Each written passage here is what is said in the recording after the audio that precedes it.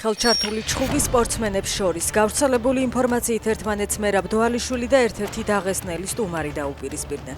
სპორტული გამოცემების ცნობით პრესკონფერენციაზე დვალიშვილის მიერ UFC-ს მებრძოლ უმარ ნურმაგომედოვთან დაკავშირებით ნათქვამი რეპლიკა ერთ-ერთმა სტუმარმა გააპროტესტა, რის შემდეგაც კავკასიელი მებრძოლები პოლიციის კორდონის გარღვევას შეეცადნენ, რათა ქართველი მებრძოლების ოთახში შესულიყვნენ.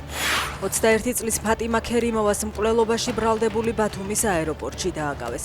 ქერიმოვას მკვლელობაში მისივე ნათესავია მხილებული, რომელსაც 20 წლამდეან უვადო პატიმრობა ემუქრება. ბრალდების მიხედვით მან 21 წლის გოგო თბილისში ნახირავე ბინაში აწამა და დაახრჩა.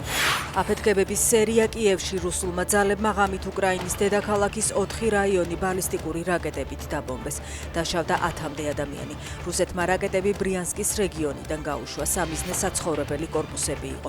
გარდა ამისა, რუსეთის იერიშებს დონეცკის ოლქში 7, სუმის ოლქში კი 6 ადამიანი ემსხვერპლა. უკრაინის ახალ ბალისტიკურ რაკეტა FP9-ს რუსეთზე დარტყმამდე ძრავის ერთი ტესტირება გააშორებს.